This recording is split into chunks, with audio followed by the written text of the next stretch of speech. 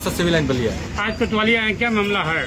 जी मैं सिर्फ नहीं आया हूँ, 2500 वार्ड के सभासद साथी हमारे आए हैं, जो बड़े अभिभावक हैं वो आए हैं, और साथ ही नगर की आम जनता भी आई है। हम लोग नगर में जो दुर्व्यवस्था फैली है, पिछले 5 दिनों से कर्मचारियों का हड़ताल चल रहा है, वेतन अभी तक 21 तारीख होने के बाद नहीं दिया गया है, जिससे पूरे शहर में कूड़े का अंबार है। साथ ही ददरी मेले में भी कूड़े का अंबार है, और इसी में लगन भी चल रहा है, निमंत्रण का दौर भी चल रहा है, और चारों तरफ पूरा जनपद संक्रमण बीमारी की तरफ अग्रसर है। दुर्गंध और बदबू चारों तरफ फैली हुई है, जिसको लेके हम लोगों ने बार बार आगाह करा है डीएम साहब को भी, ईओ साहब को भी, कि समय रहते आप लोग इस समस्याओं से निजात नहीं दिलाएंगे तो नगर में महामारी फैलने की आशंका है। लेकिन इसके बाद भी ये लोग संज्ञान नहीं लिए, और आज इस तरह की दुर्व्यवस्थाओं से हमारे व्यापारी समाज को, आम जनमानस को जूझना पड़ रहा है। इसी के खिलाफ हम लोग आज नगर कोतवाली प्रभारी को यहाँ पे जिला अधिकारी बलिया, ईओ बलिया और अध्यक्ष नगर पालिका परिषद बलिया के खिलाफ, और अन्य जो भी अधिकारी कर्मचारी संलिप्त है इस दुर्व्यवस्था के लिए जिम्मेदार हैं, जो अपनी जवाबदेही नहीं तय कर पाए समय से, जिनकी वजह से ये अराजकता और इस तरह का वातावरण चारों तरफ गंदगी और संक्रामक बीमारी फैलने की आशंका है, उसके संदर्भ में हम लोग तहरीर देने आए थे कि संबंधित अधिकारी और जनप्रतिनिधि पर मुकदमा पंजीकृत किया जाए, ताकि भविष्य में बलिया जनपद के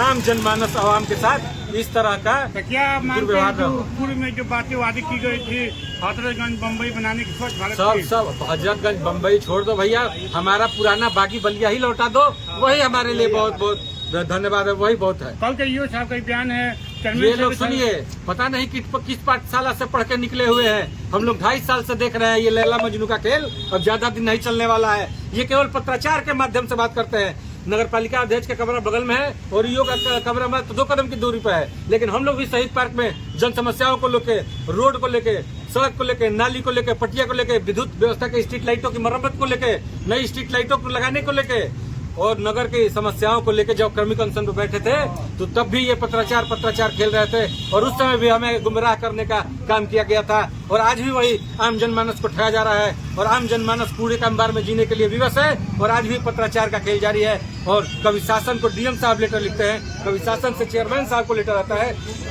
कभी ईओ चेयरमैन साहब को लेटर लिखते हैं, कभी चेयरमैन साहब डीएम साहब को लेटर लिखते हैं। समझ में नहीं आ रहा है कि बलिया की जनता का क्या कसूर था कि ट्रिपल इंजन की सरकार बनाने के बाद भी वो अपने वादा पे खरा नहीं उतरे, और बलिया के आम जनमानस अपने को ठगा महसूस कर रही है। और अब समय आ गया है, ऐसे ही कोई बागी नहीं होता। और हमारे मुख्यमंत्री साहब भी कहते हैं, मुख्यमंत्री जी कहते हैं कि जो जिस भाषा में समझे उस भाषा में जवाब देना चाहिए, तो हम लोग भी 2500 सभासद ने कमर कस लिया है। अब जो जिस भाषा में समझेगा उसी भाषा में उसको समझाया जाएगा, और इस तरह की अराजकता कतई बर्दाश्त नहीं की जाएगी। आप लोग की मांग नहीं पूरी होगी, आगे की रणनीति है। अगर हमारे जो संबंधित धाराएं हैं, जो जिसके कारण गंदगी शहर में फैली और संक्रामक बीमारी फैलने की आशंका है, उनके खिलाफ अगर समुचित धाराओं में मुकदमा पंजीकृत नहीं होगा तो हम लोग कल से